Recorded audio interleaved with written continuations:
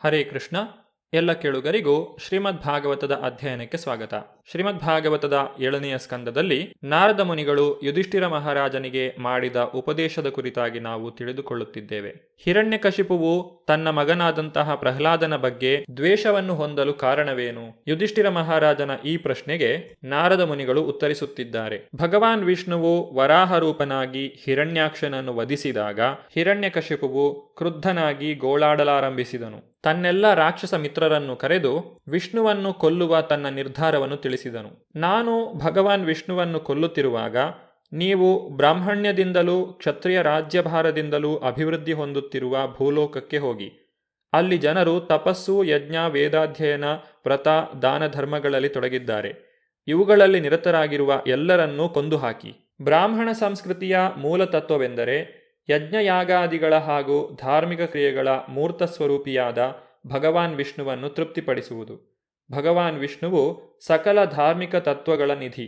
ಅವನು ಸಕಲ ದೇವತೆಗಳ, ಪಿತೃಗಳ ಮತ್ತು ಜನಸಾಮಾನ್ಯರ ಆಶ್ರಯದಾತನು. ಬ್ರಾಹ್ಮಣರನ್ನು ಕೊಂದುಬಿಟ್ಟರೆ ಯಜ್ಞಯಾಗಾದಿಗಳನ್ನು ಮಾಡುವಂತೆ ಕ್ಷತ್ರಿಯರನ್ನು ಪ್ರೋತ್ಸಾಹಿಸುವವರು ಯಾರೂ ಇರುವುದಿಲ್ಲ. ಆಗ ದೇವತೆಗಳು ಯಜ್ಞಯಾಗಾದಿಗಳ ಹವಿಸ್ಸಿಲ್ಲದೆ ಸಾಯುತ್ತಾರೆ. ಎಲ್ಲೆಲ್ಲಿ ಗೋವುಗಳಿಗೂ ಬ್ರಾಹ್ಮಣರಿಗೂ ಒಳ್ಳೆಯ ರಕ್ಷಣೆ ಇದೆಯೋ, ವರ್ಣಾಶ್ರಮ ಧರ್ಮದ ಪ್ರಕಾರ ಎಲ್ಲೆಲ್ಲಿ ವೇದಾಧ್ಯಯನ ನಡೆಯುತ್ತದೆಯೋ ಅಲ್ಲಿಗೆಲ್ಲ ಕೂಡಲೇ ಹೋಗಿ ಆ ಸ್ಥಳಗಳಿಗೆಲ್ಲ ಬೆಂಕಿ ಹಚ್ಚಿರಿ. ಅಲ್ಲಿರುವ ಜೀವಮೂಲಗಳಾದ ಮರಗಳನ್ನೆಲ್ಲ ಕಡಿದು ಹಾಕಿ. ಹೀಗೆ ವಿನಾಶಕಾರಿ ಚಟುವಟಿಕೆಗಳ ಪ್ರಿಯರಾದ ರಾಕ್ಷಸರು ಹಿರಣ್ಯಕಶಿಪುವಿನ ಆಜ್ಞೆಯನ್ನು ಅತಿಯಾದ ಗೌರವದಿಂದ ಶಿರಸಾವಹಿಸಿ ಮಾಡಲು ಒಪ್ಪಿ ಅವನಿಗೆ ನಮಸ್ಕಾರ ಮಾಡಿದರು. ಅವನ ಆಜ್ಞೆಯಂತೆ ಅವರು ಸಕಲ ಜೀವಿಗಳ ವಿರುದ್ಧ ದ್ವೇಷಪೂರ್ಣ ಕೃತ್ಯಗಳಲ್ಲಿ ತೊಡಗಿದರು. ರಾಕ್ಷಸರು ಪಟ್ಟಣಗಳಿಗೆ, ಹಳ್ಳಿಗಳಿಗೆ, ಗೋಮಾಳಗಳಿಗೆ, ಕೊಟ್ಟಿಗೆಗಳಿಗೆ, ತೋಟಗಳಿಗೆ, ಹೊಲಗದ್ದೆಗಳಿಗೆ, ನೈಸರ್ಗಿಕ ಅರಣ್ಯಗಳಿಗೆ ಬೆಂಕಿ ಇಟ್ಟರು.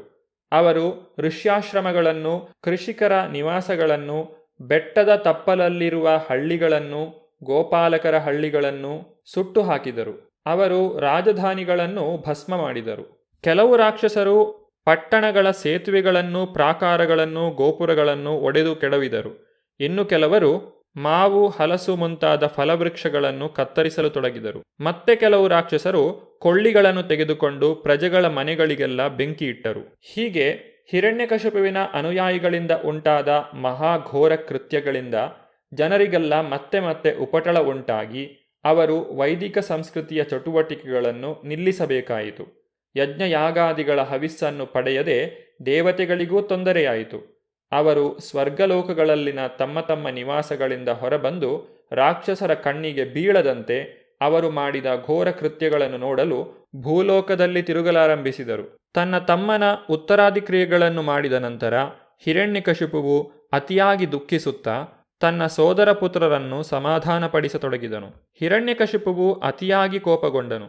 ಆದರೆ ಅವನು ಮಹಾರಾಜನೀತಿಜ್ಞರಾದ್ದರಿಂದ ಕಾಲ ದೇಶಗಳಿಗೆ ತಕ್ಕಂತೆ ಹೇಗೆ ನಡೆಯಬೇಕೆಂಬುದನ್ನು ಅರಿತಿದ್ದನು. ಆದ್ದರಿಂದ ಮಧುರ ವಚನಗಳಿಂದ ತನ್ನ ಸೋದರ ಪುತ್ರರನ್ನು ಸಾಂತ್ವನಗೊಳಿಸತೊಡಗಿದನು. ಅವರ ಹೆಸರುಗಳು ಶಕುನಿ, ಶಂಬರ, ಧೃಷ್ಟಿ, ಭೂತ ಸಂತಾಪನ, ವೃಕ, ಕಾಲನಾಭ, ಮಹಾನಾಭ, ಹರಿಷ್ಮತೃ ಮತ್ತು ಉತ್ಕಚ. ಅವನು ಅವರ ತಾಯಿ ಅಂದರೆ ತನ್ನ ಸೋದರ ಪತ್ನಿ ವೃಷಾಭಾನುವನ್ನು, ತನ್ನ ಸ್ವಂತ ತಾಯಿ ದಿತಿಯನ್ನು ಸಾಂತ್ವನಗೊಳಿಸಿದನು. ಅವರಿಗೆ ಈ ರೀತಿಯಾಗಿ ನುಡಿದನು: ಪ್ರೀತಿಯ ಮಾತೆಯೇ, ಸೋದರ ಪತ್ನಿಯೇ ಮತ್ತು ಸೋದರ ಪುತ್ರರೇ, ಈ ಮಹಾವೀರನ ಸಾವಿಗಾಗಿ ನೀವು ದುಃಖಿಸಬಾರದು.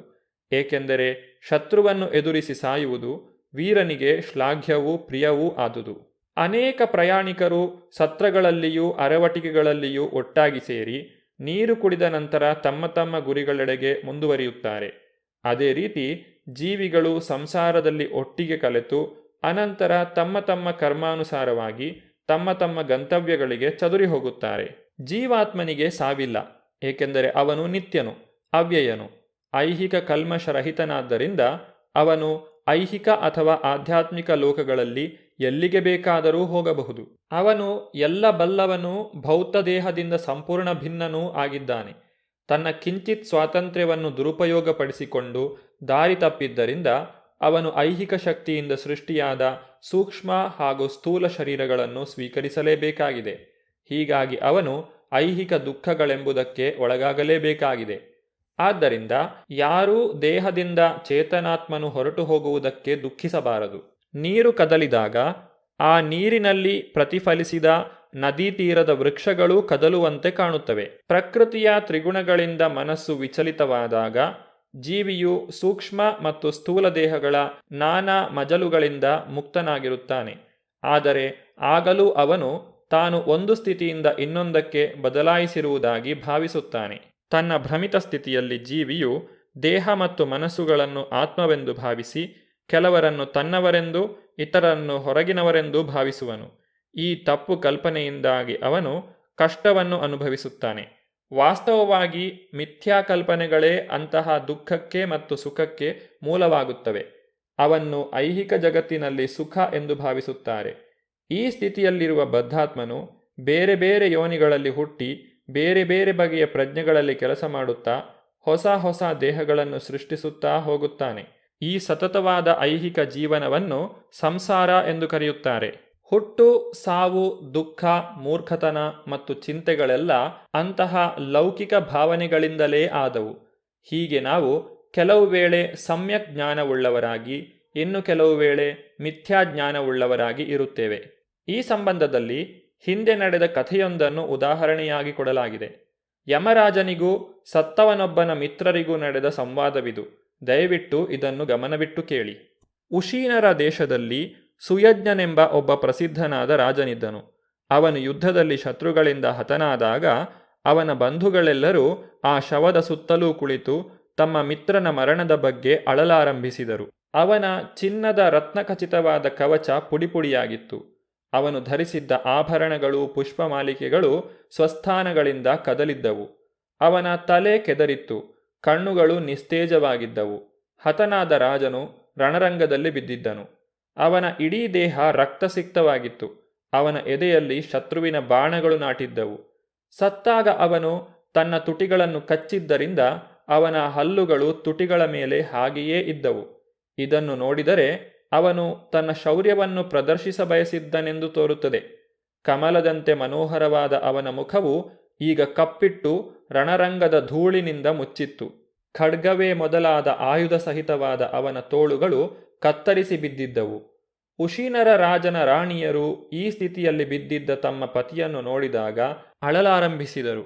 ತಮ್ಮ ಎದೆಯನ್ನು ಬಡಿದುಕೊಳ್ಳುತ್ತಾ ಅವರು ಮೃತರಾಜನ ಪಾದಗಳ ಮೇಲೆ ಬಿದ್ದು ಬಿಟ್ಟರು. ರಾಣಿಯರು ಗಟ್ಟಿಯಾಗಿ ಅಳುತ್ತಿದ್ದಂತೆ ಅವರ ಕಣ್ಣೀರು ಪತಿಯ ಪಾದ ಕಮಲಗಳ ಮೇಲೆ ಬಿದ್ದವು. ಅವರ ತಲೆಕೂದಲು ಕೆದರಿತು, ಆಭರಣಗಳು ಕೆಳಗೆ ಬಿದ್ದವು. ಈ ದೃಶ್ಯವು ರಾಣಿಯರು ತಮ್ಮ ಪತಿಯ ಮರಣಕ್ಕಾಗಿ ಅಳುತ್ತಿದ್ದುದು ಇವೆಲ್ಲವೂ ಒಂದು ರೀತಿಯಲ್ಲಿ ಇತರರ ಹೃದಯಗಳನ್ನು ಕಲಕುತ್ತಿದ್ದವು. ಕ್ರೂರವಾದ ವಿಧಿಯು ಇನ್ನು ಮುಂದೆ ನೀನು ನಮ್ಮ ಕಣ್ಣಿಗೆ ಬೀಳದಂತೆ ಮಾಡಿತಲ್ಲ. ನೀನು ಹಿಂದೆ ಉಶೀನರ ದೇಶದ ನಿವಾಸಿಗಳಿಗೆ ಜೀವನೋಪಾಯ ಕಲ್ಪಿಸಿಕೊಟ್ಟದ್ದರಿಂದ ಅವರು ಸಂತೋಷವಾಗಿದ್ದರು. ಆದರೆ ಈಗ ನಿನ್ನ ಸ್ಥಿತಿಯಿಂದಾಗಿ ಅವರು ದುಃಖಿತರಾಗಿದ್ದಾರೆ. ಹೇ ರಾಜನೇ, ಹೇ ವೀರನೇ, ನೀನು ತುಂಬ ಕೃತಜ್ಞನಾದ ಪತಿಯೂ ಪರಮ ಆಪ್ತನಾದ ಮಿತ್ರನೂ ಆಗಿದ್ದೆ. ನೀನಿಲ್ಲದೆ ನಾವು ಇನ್ನು ಹೇಗೆ ಬದುಕಬಲ್ಲೆವು? ಹೇ ವೀರನೇ, ನೀನು ಎಲ್ಲಿಗೆ ಹೋಗುವೆಯೋ ಅಲ್ಲಿಗೆ ದಯವಿಟ್ಟು ನಮಗೂ ದಾರಿ ತೋರಿಸು. ಆಗ ನಾವು ನಿನ್ನ ದಾರಿಯಲ್ಲಿ ನಡೆದು ನಿನ್ನ ಪಾದಸೇವೆಯನ್ನು ಮಾಡುವೆವು. ನಿನ್ನೊಡನೆ ನಾವು ಬರುವಂತಾಗಲಿ. ದೇಹವನ್ನು ದಹನ ಮಾಡುವ ಕಾಲ ಬಂದಿತು. ಆದರೆ ರಾಣಿಯರು ಮೃತದೇಹವನ್ನು ಬಿಡದೆ ಅದನ್ನು ತಮ್ಮ ತೊಡೆಗಳ ಮೇಲೆ ಇಟ್ಟುಕೊಂಡು ಒಂದೇ ಸಮನಾಗಿ ಅಳುತ್ತಲೇ ಇದ್ದರು. ಅಷ್ಟರಲ್ಲಿ ಸೂರ್ಯನು ತನ್ನ ಚಲನೆಯನ್ನು ಮುಗಿಸಿ ಪಶ್ಚಿಮ ದಿಕ್ಕಿನಲ್ಲಿ ಮುಳುಗಿದನು. ರಾಣಿಯರು ರಾಜನ ಮೃತದೇಹಕ್ಕಾಗಿ ಜೋರಾಗಿ ಗೋಳಾಡುತ್ತಿದ್ದುದು ಯಮರಾಜನ ಲೋಕಕ್ಕೂ ಕೇಳಿಸಿತು. ಯಮರಾಜನು ಬಾಲಕನ ವೇಷ ತಳೆದು ರಾಜನ ಬಂಧುಗಳಿಗೆ ಬುದ್ಧಿವಾದವನ್ನು ಹೇಳಿದನು. ಅಯ್ಯೋ, ಇದೇನಾಶ್ಚರ್ಯ! ಇವರೆಲ್ಲರೂ ವಯಸ್ಸಿನಲ್ಲಿ ನನಗಿಂತಲೂ ದೊಡ್ಡವರು. ಇವರಿಗೆ ನೂರಾರು ಸಾವಿರಾರು ಜೀವಿಗಳ ಹುಟ್ಟು ಸಾವುಗಳನ್ನು ನೋಡಿದ ಅನುಭವವಿದೆ. ಆದ್ದರಿಂದ ತಾವೂ ಸಾಯಲೇಬೇಕೆಂದು ಅವರು ತಿಳಿದುಕೊಳ್ಳಬೇಕು. ಆದರೂ ಅವರು ಇನ್ನೂ ಭ್ರಾಂತಿಗೊಳಗಾಗಿದ್ದಾರೆ. ಬದ್ಧಾತ್ಮನು ಅಜ್ಞಾತ ಸ್ಥಳದಿಂದ ಬಂದು ಸತ್ತ ಮೇಲೆ ಅದೇ ಅಜ್ಞಾತ ಸ್ಥಳಕ್ಕೆ ಹಿಂದಿರುಗುತ್ತಾನೆ. ಈ ನಿಯಮಕ್ಕೆ ಅಪವಾದವೇ ಇಲ್ಲ. ಇದು ಪ್ರಕೃತಿಯ ನಿಯಮ. ಇದನ್ನು ತಿಳಿದ ಮೇಲೆಯೂ ಅವರು ಏಕೆ ವೃಥಾ ದುಃಖಿಸುತ್ತಿದ್ದಾರೆ? ವಯಸ್ಸಿನಲ್ಲಿ ಹಿರಿಯರಾದ ಈ ಹೆಂಗಸರಿಗೆ ಜೀವನದ ಬಗ್ಗೆ ನನಗಿರುವಷ್ಟು ಜ್ಞಾನವೂ ಇಲ್ಲದಿರುವುದು ಆಶ್ಚರ್ಯ. ನಿಜವಾಗಿ ನಾವೇ ತುಂಬ ಧನ್ಯರು. ಏಕೆಂದರೆ ನಾವು ಮಕ್ಕಳಾಗಿದ್ದರೂ ತಂದೆ ತಾಯಿಗಳ ರಕ್ಷಣೆಯಿಲ್ಲದ ತಬ್ಬಲಿಗಳಾಗಿ ಸಂಸಾರದಲ್ಲಿ ಹೆಣಗಾಡಲೆಂದು ನಮ್ಮನ್ನಿಲ್ಲಿ ಬಿಟ್ಟಿದ್ದರೂ ನಾವು ತುಂಬ ದುರ್ಬಲರಾಗಿ ಇದ್ದರೂ ಸೋತು ಹೋಗಿಲ್ಲ, ಇಲ್ಲವೇ ಕ್ರೂರ ಪ್ರಾಣಿಗಳ ಬಾಯಿಗೆ ತುತ್ತಾಗಿಲ್ಲ. ಹೀಗೆ ತಾಯಿಯ ಗರ್ಭದಲ್ಲಿ ರಕ್ಷಿಸಿದ ಭಗವಂತನೇ ನಮ್ಮನ್ನು ಎಲ್ಲ ಕಡೆಯೂ ರಕ್ಷಿಸುತ್ತಾನೆ ಎಂಬ ದೃಢನಂಬಿಕೆ ನಮಗಿದೆ. ಬಾಲಕನ ವೇಷ ತೊಟ್ಟು ಬಂದಿದ್ದಂತಹ ಯಮರಾಜನು ಯಾವ ರೀತಿಯಾಗಿ ರಾಣಿಯರನ್ನು ಸಂತೈಸಿದನು ಎಂಬುದನ್ನು ನಾವು ಮುಂದಿನ ಸಂಚಿಕೆಯಲ್ಲಿ ನೋಡೋಣ. ಧನ್ಯವಾದಗಳು. ಹರೇ ಕೃಷ್ಣ.